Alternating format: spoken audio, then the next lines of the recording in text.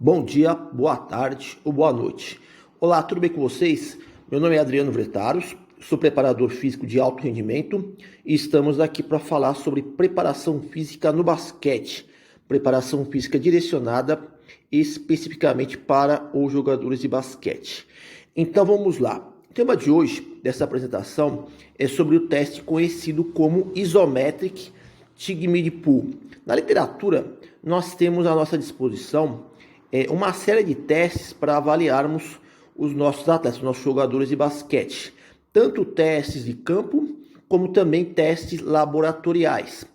Os testes laboratoriais, eles têm condições mais controladas do que os testes de campo. Por outro lado, os testes de campo possuem alta validade ecológica. Esse teste, o Isometric Tig Pull, é um teste camaleão, pois se enquadra tanto na categoria como teste laboratorial, como também pode ser classificado como um teste de campo. A literatura científica ainda não determinou onde o mesmo melhor se enquadra. Assim, os testes de aptidão física permitem mensurar uma ampla gama de capacidades biomotoras, desde a resistência até a potência muscular. Então hoje vamos comentar acerca desse teste isométrico promissor, que foca na avaliação da força e potência muscular e tem se tornado popular. Recordando que a força é uma capacidade biomotora que serve de fundação, de alicerce para o aperfeiçoamento de outras valências físicas. Para dar o start inicial, seria de bom tom sabermos exatamente o que é esse teste denominado de Isometric Tig Pull. A tradução literal do inglês seria puxada isométrica no meio da coxa. Na realidade, é um teste que envolve o padrão de movimento de puxar na vertical. De acordo com alguns autores abaixo mencionados, esse teste funcional é considerado um teste isométrico que avalia a força máxima e potência muscular através da construção de métricas da curva força-tempo. A título de ilustração, esse teste foi relatado pela primeira vez em publicações científicas no ano de 1997 pelo professor Gregory Hess, da Austrália. É um teste relativamente novo, diante de outros testes mais tradicionais e antigos. É necessário que reforcemos alguns conceitos importantes antes de progredir com detalhes acerca do teste isométrico. Aqui nós vemos apresentado a conhecida curva força-velocidade. No eixo vertical da curva, nós temos a força e no eixo horizontal, nós temos a velocidade. Quando nós observamos essa curva, é possível constatar algumas variáveis dispostas ao longo dessa curva. Ao analisarmos a mesma, partindo do canto superior esquerdo para o canto inferior direito, vamos ter a seguinte sequência. Começando pela força máxima isométrica, em seguida a força máxima dinâmica, um pouco abaixo força velocidade, potência explosiva, velocidade força, potência reativa e conclui com a velocidade no extremo inferior direito. Eu chamo a atenção de vocês para o seguinte detalhe. A força máxima isométrica ela é maior do que a força máxima dinâmica, como aponta a seta. Então fica a pergunta no ar: por que devemos testar a força máxima dinâmica se a força máxima isométrica é mais elevada? Vamos refletir sobre isso ao longo dessa apresentação. A resposta vai estar nos próximos slides. Há muitos anos que a força máxima dos atletas tem sido avaliada através de testes máximos dinâmicos. A grande maioria realizada por tentativa e erro, como por exemplo o teste de uma repetição máxima no supino, no agachamento, leg press, levantamento terra ou outro exercício qualquer. Porém, testar a força máxima e força dinâmica apresenta certos problemas operacionais, como por exemplo, primeiro, demanda de tempo demasiadamente longa para avaliar toda uma equipe de basquete. Segundo, produz fadiga elevada. Terceiro, corre-se o risco de lesões. Quarto, não representa necessariamente ser um teste preciso. E quinto, eu colocaria aqui, como também pode provocar dor muscular tardia após esforço. Além disso, na atualidade, os testes dinâmicos máximos estão migrando para testes isométricos máximos, como o agachamento isométrico e o nosso teste, o Isometric Tig Mid Pull. Por esse motivo é que nós vamos focar em discutir um teste que avalia em conjunto parâmetros da força máxima e potência muscular de forma isométrica.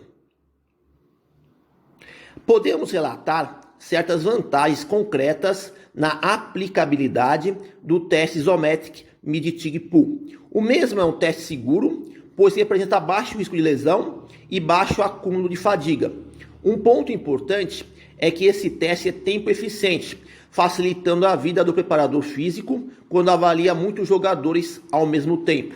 É um teste válido, pois consegue mensurar aquilo que se propõe. Também tem alta confiabilidade, em torno de 0,79 até 0,99, sendo que quanto mais próximo de 1 é melhor. Tem boa precisão e acurácia nas suas medidas. Apesar dessas vantagens elencadas, é preciso respeitar um protocolo padronizado e ficar atento na leitura e interpretação dos resultados para não se equivocar com as métricas produzidas. Na prática, o teste Isometric Mid Tig Pull pode ser implementado em duas versões, usando o dinamômetro de força lombar ou usando o Smith Machine. Com o dinamômetro de força lombar, o teste pode se tornar portátil. Todavia, o mesmo não é tão preciso quanto o teste realizado no Smith Machine. Em comum, percebam que com as duas estratégias de avaliação encontram similaridades cinesiológicas. A posição de flexão do joelho e do quadril são muito parecidas, assim como a forma de pegada na barra. Talvez a explicação para o teste ter maior acurácia no Smith Machine seja que o mesmo apresenta uma estabilidade postural maior em relação ao emprego do dinamômetro lombar. Independente dessas questões levantadas, são duas opções viáveis que a literatura nos reporta, cabendo única e exclusivamente ao avaliador decidir qual das duas opções seria melhor para a sua equipe ou disponibilidade de equipamentos.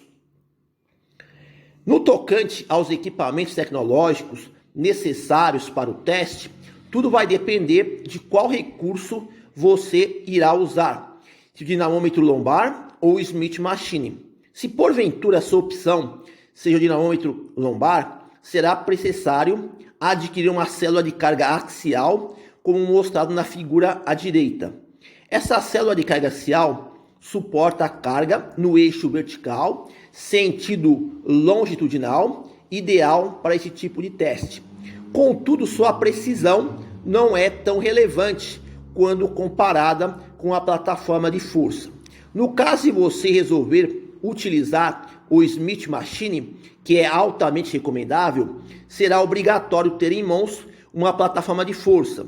Essa plataforma de força pode ser simples ou dupla. Nas pesquisas mais recentes, têm sido empregues plataformas de força duplas, pois as mesmas mensuram assimetrias de força entre perna dominante e perna não dominante.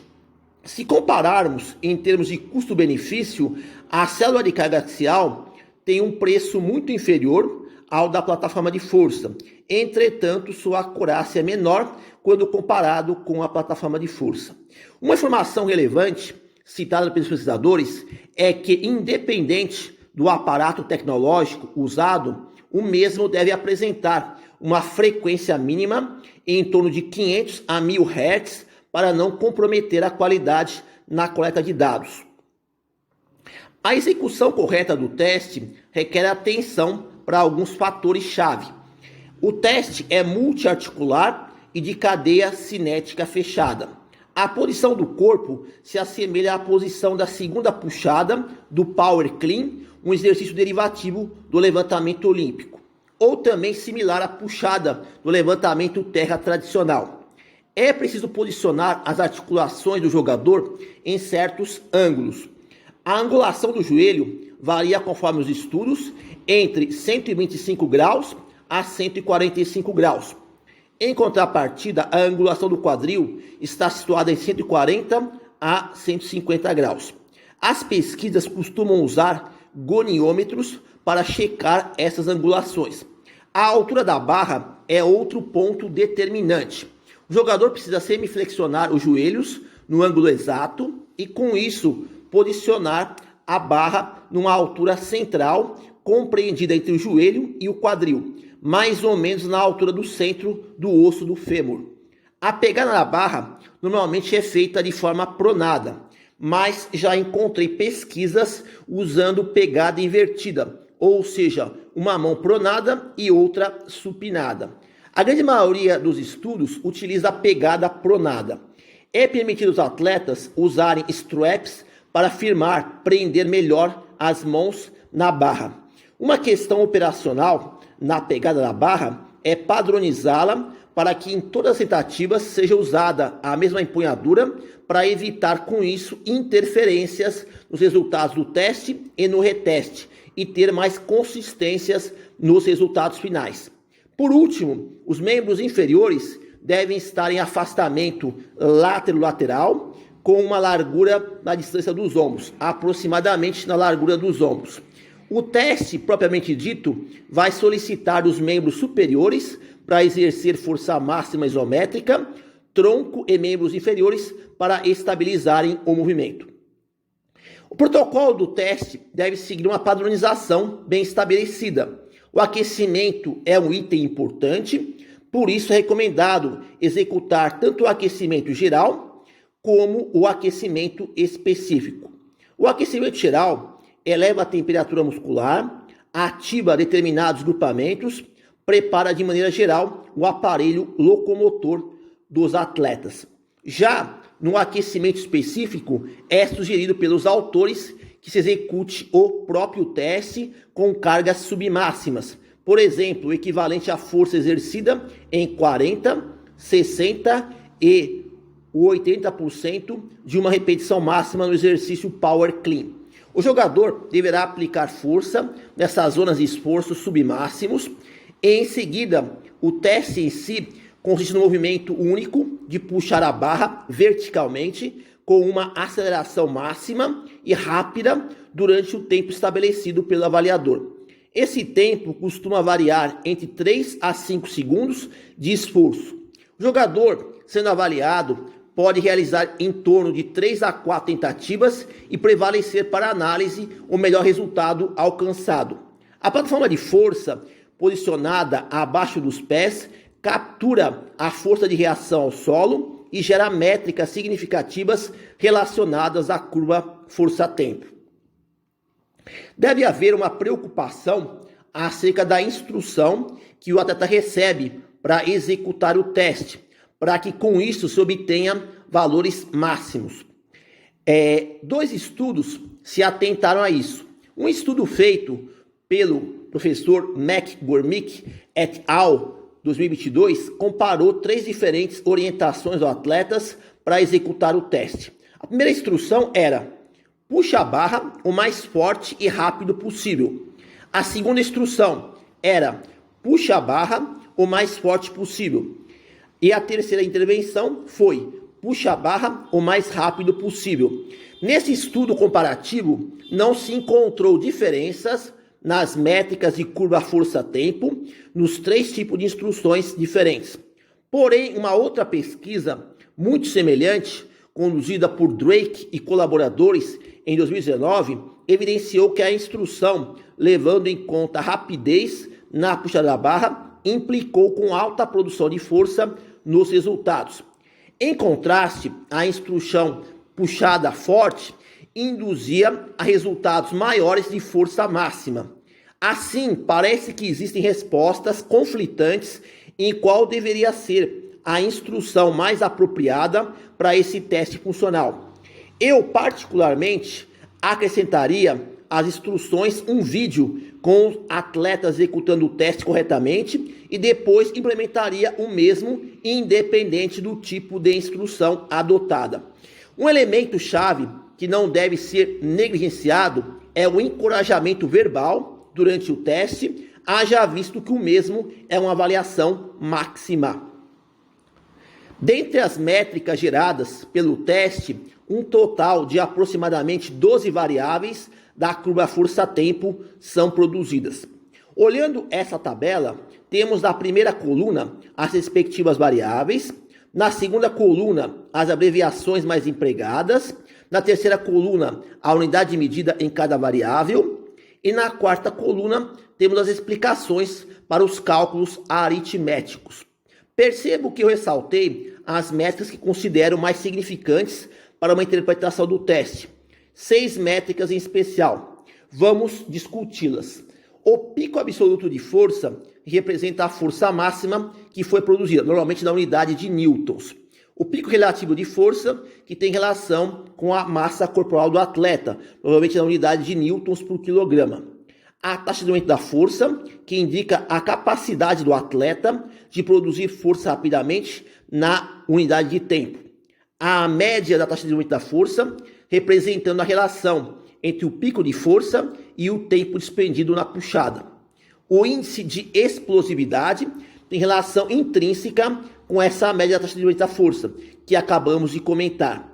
E o coeficiente de reatividade é calculado pela divisão do pico de força pelo produto do tempo de pico de força com a massa corporal do jogador. Uma outra métrica adicional, não retratada nesse slide, mas que é de capital importância, é o denominado índice de força dinâmica, que é calculado através da razão entre o pico de força balística e o pico de força isométrica. Só para esclarecer, métricas como o pico de força relacionam-se com a capacidade de produzir força máxima. E, no entanto, métricas como a taxa de aumento da força, índice de explosividade e coeficiente de reatividade têm relação com a potência muscular. Aqui nesse slide, temos um desenho considerado ideal para a curva força-tempo. Observe atentamente o eixo vertical da força na unidade de newtons e o eixo horizontal do tempo na unidade de segundos. O desenho é simples de interpretar. Na faixa dos 1000 newtons até 2,9 segundos é o estado de stand-by, de preparação do movimento, sem exercer força suficiente. O atleta está apenas fazendo uma pegada na barra para começar a executar o teste. A partir de 2,9 segundos até 7,9 segundos, o atleta está exercendo a sua força máxima isométrica, de 2,9 até 7,9 segundos. Ou seja, são 5 segundos de duração total do teste. Notem que o pico de força absoluto foi alcançado em aproximadamente entre 2,9 segundos e 3,3 segundos. Com base nesse lapso de tempo, é calculado a taxa de deslocamento da força, inclusive a taxa de deslocamento da força é calculada em diferentes faixas de tempo, entre 0 até 250 milissegundos, conforme vamos ver nos slides mais à frente. Outro destaque é que a partir do final do teste, em 7,9 segundos, a força sofre uma queda linear acentuada. Apesar de ser aparentemente fácil de entendimento, podem ocorrer erros no momento de coletar os dados dos testes que irão se refletir no comportamento da curva força-tempo. Esse primeiro exemplo, de acordo com os autores, aponta inicialmente que o período de stand-by denota mínimas flutuações, que são indesejadas. Talvez o atleta esteja exercendo força antes do tempo. Logo em seguida, o atleta exerce a força isométrica máxima e, em vez do pico de força ocorrer nos primeiros milissegundos, o mesmo acaba por surgir na parte final do teste, quando o atleta deixa de aplicar força, uma situação atípica. Significa que o atleta em questão, sabendo que o teste iria finalizar, acabou por exercer mais força nos instantes finais, o que não é recomendado. Essa dinâmica de curva força-tempo é considerada como errada. Deve-se refazer o teste e orientar adequadamente o atleta. Nesse outro slide, mas um erro é notadamente perceptível. Nesse caso, a fase de stand-by prosseguia corretamente, até que, quando o atleta vai iniciar a fase de força máxima, o mesmo acaba por executar um pequeno contramovimento, o que invalida o teste como um todo, e é percebido uma pequena flutuação em torno de 2 segundos e pouco. Esse sinal de flutuação indica que o atleta realizou um pequeno embalo para adquirir mais força no teste, o que não é recomendado. Dessa forma, a partir do momento em que o atleta conclui cada tentativa do teste, é necessário que o avaliador observe atentamente o comportamento da curva, força-tempo, gerada pelo equipamento, para constatar se existe alguma adversidade. E, em seguida, orientar o atleta novamente e refazer o teste. Essa pesquisa do ano de 2019 se preocupou com a questão da simetria de força entre perna dominante e perna não dominante. Quando se avalia a simetria de força com esse teste isométrico, se emprega uma plataforma de força dupla, como mostra a figura ao lado, figura direita, posicionando uma perna em cada plataforma. Ou também, outra possibilidade concreta é utilizar uma plataforma simples, testando com uma base unipodal, uma perna de cada vez, o que vai demandar maior disponibilidade de tempo. O problema revelado pelos pesquisadores é bem interessante. Foi constatado que nem sempre a perna dominante, que o atleta tem lateralidade preferencial, é a perna mais forte para gerar força. Normalmente, a perna em que o atleta alega ser a dominante para realizar as mais variadas ações motoras nem sempre coincide com a perna capaz de produzir mais força nesse teste isométrico. Por isso, antes de realizar o teste, seria relevante perguntar aos jogadores qual é a sua perna dominante e, logo após o teste, mostrar os resultados aos atletas, provando que nem sempre a perna dominante é aquela que produzia mais força. A partir dessa observação, os autores do estudo sugerem que o avaliador discrimine atleta por atleta qual é a sua perna dominante e qual foi a perna que gerou maiores níveis de força isométrica. Bom, a partir desse slide eu começo a apresentar resultados de pesquisas científicas. Esse primeiro estudo comparou jogadores de basquetebol masculinos e femininas universitários na capacidade de produzir força e o comportamento da taxa de desenvolvimento da força em diferentes faixas de tempo. Os resultados foram obtidos diretamente no teste Isometric Mid-Tig Pull. Ao verificarmos o quadro, a variável pico de força absoluto demonstrou ser superior nos jogadores masculinos em relação às jogadoras femininas. Se os autores tivessem calculado o pico de força relativo, a diferença seria menor entre gêneros, talvez fosse menor entre gêneros. Acrescido a isso, a taxa de desenvolvimento da força em diferentes faixas de tempo, oscilando no espectro de 50 milissegundos até 250 milissegundos, também revelou-se com valores maiores nos jogadores do sexo masculino. A explicação para esses resultados está atrelado a uma série de fatores intervenientes, desde a taxa hormonal entre gêneros, que influencia diretamente no valor de força, como também questões adicionais que fogem do escopo desta apresentação. O que vale mencionar é que esses são dados que servem de parâmetros normativos para comparar com os jogadores da sua equipe de basquete. Dados normativos são interessantes para efeito comparativo e interpretativo desse teste.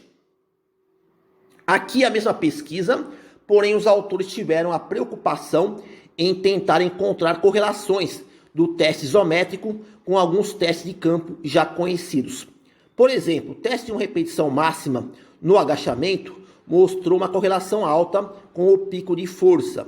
Outro teste, o de uma repetição máxima no exercício hang clean, mostrou correlação moderada para alta com a taxa de desenvolvimento da força nas faixas de tempo de 200 e 250 milissegundos.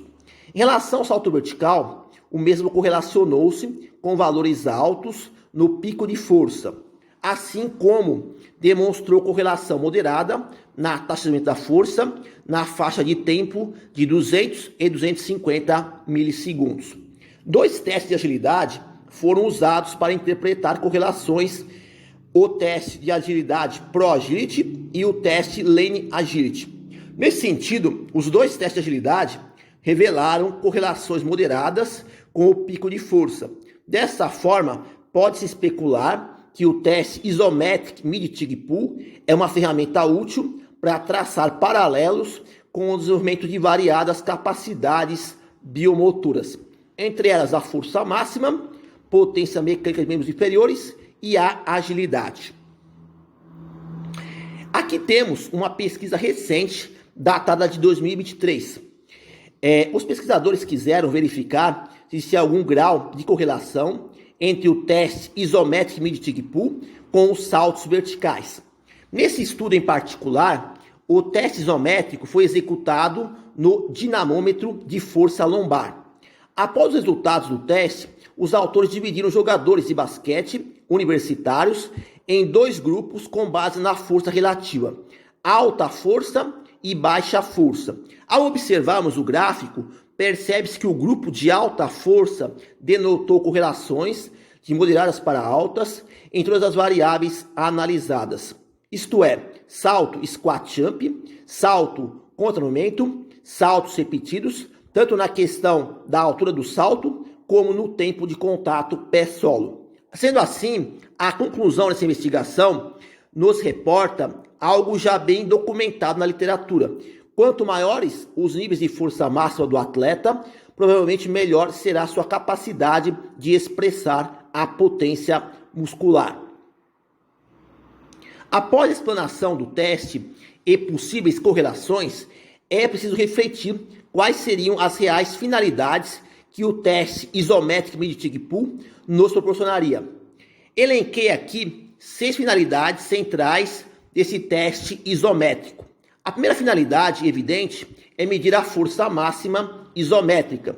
É um teste mais seguro, com menos risco de lesão e pouca fadiga acumulada quando comparado aos testes tradicionais dinâmicos.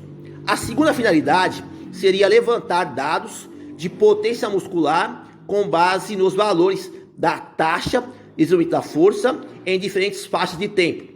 Comparar a existência de assimetrias de força entre membros inferiores é outra finalidade. Parece que diferença de força entre perna dominante e não dominante maiores que 10 a 15% é considerado como assimetria. Na quarta finalidade, temos a possibilidade de constatar se o programa de treinamento está gerando objetivos e metas pré-estabelecidos. Apurar a capacidade recuperativa do atleta é a quinta finalidade, fato este medido atualmente pelo salto vertical uma vez por semana. A sexta função desse teste isométrico está relacionado aos níveis de fadiga, que tem relação direta com a capacidade orgânica de recuperação das cargas de treinamento e competições. O teste Isometric Mid-Tig Pull parece ser eficiente naquilo que se propõe, que é a avaliação da força máxima e também potência muscular. Entretanto, as publicações ainda ficam a desejar em certas respostas específicas. Uma delas seria se a idade do atleta ou categoria competitiva irá apresentar diferenças nos resultados finais, principalmente em jogadores formativos. Quais resultados seriam encontrados nas diferentes faixas de idade no basquete formativo? Além disso, se irá haver discrepâncias acentuadas ou não nas categorias competitivas, da categoria sub-10 ao sub-23, assim como ocorre com os testes tradicionais dinâmicos. Outra questão que merece ser investigada é se o gênero dos atletas tem interferência sobre esse teste isométrico. Existem muitas poucas pesquisas comparativas para esclarecer esse tópico. A antropometria é um elemento a ser investigado, pois atletas possuem dimensões de membros superiores e membros inferiores, mais longos ou mais curtos, e o quanto isso vai impactar na realização do teste, principalmente no posicionamento corporal. O lastro de treinamento do atleta é outra variável que provavelmente irá causar resultados discrepantes aos atletas menos treinados. Então, todos esses tópicos ainda carecem de pesquisas mais aprofundadas, tentando elucidar essas questões ligadas diretamente com o teste isométrico máximo. Ao adentrarmos nas considerações finais, pode-se afirmar que o Isometric Mid-Tig Pull é um teste seguro, com baixas lesões, validado pela literatura e tempo eficiente, pois permite avaliar um grupo de jogadores em curto espaço de tempo. Quanto aos aparatos para a coleta de dados, existem duas opções nesse tipo de teste: ou usar o Smith Machine ou um dinamômetro de força lombar. Lembrando que o teste executado no Smith Machine e com plataforma de força é a abordagem mais recomendada pelos especialistas. Uma vantagem real é que o mesmo possui correlação com algumas capacidades biomotoras, como a força máxima, potência muscular e também a agilidade. O monitoramento das respostas adaptativas ao treinamento, estado de fadiga e capacidade recuperativa são determinantes como estratégia diagnóstica. Ainda assim, é preciso de estudos adicionais para compreendermos melhor a influência desse teste isométrico máximo acerca da idade dos atletas, gênero, antropometria e lastro treinamento, experiência de treinamento. Por fim, após a explanação acerca do teste Isometric Mid-Tig Pull, pode-se dizer que os profissionais que atuam na preparação física do basquetebol devem usar esse teste para estar verificando com certa regularidade as adaptações almejadas, controlar o estado de fadiga e a capacidade de recuperação orgânica dos jogadores. Monitorar a força máxima e a potência muscular entram como prioridade. Adquirindo experiência no uso do teste isométrico e na interpretação dos seus resultados, as tomadas de decisões tornam-se mais assertivas diante dos problemas operacionais do dia a dia.